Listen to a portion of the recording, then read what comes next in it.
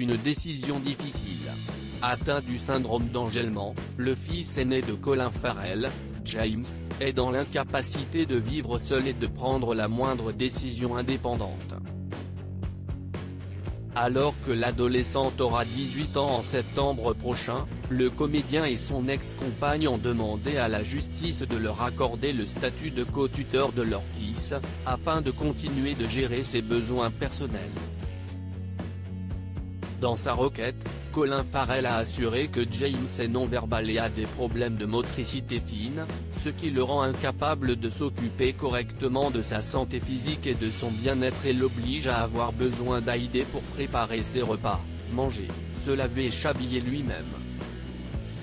Alors qu'une première audience a été fixée au 27 septembre prochain, le médecin du fils de la star a précisé que ce dernier serait incapable de s'y rendre. James ne parle pas, est très rapidement anxieux et perd son attention très facilement, a-t-il révélé. En 2017, CIST dans les colonnes de People que le comédien de 44 ans s'était confié sur sa relation avec son fils aîné. Avec émotion, il avait révélé, CIST un garçon extraordinaire. Voir son enfant faire ses premiers pas est un moment marquant pour tous les parents. Mais quand on vous a prévenu qu'il y avait une possibilité que votre enfant ne marche jamais, ses premiers pas prennent une toute autre dimension. Alors que Colin Farrell avait été en cure de désintoxication 2 ans après la naissance de son fils, il avait souhaité se reprendre en main afin de prendre soin de son fils qui souffre de troubles du développement, du sommeil et de crises d'épilepsie. Pour le Daily Mail, CIST avec admiration qu'il avait confié, « Il travaille très dur dans la vie et est une source constante d'inspiration pour moi. J'adore tout simplement ce petit homme ».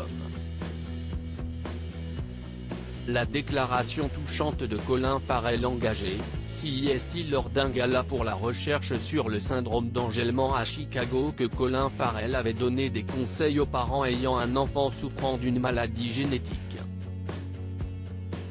Il avait ainsi expliqué, « Les luttes d'un enfant ayant des besoins spéciaux peuvent être si brutales qu'elles peuvent déchirer le tissu même de votre cœur, mais l'amour partagé et la force pure et l'héroïsme observé sont l'aiguille et le fil qui réparent toutes les larmes. »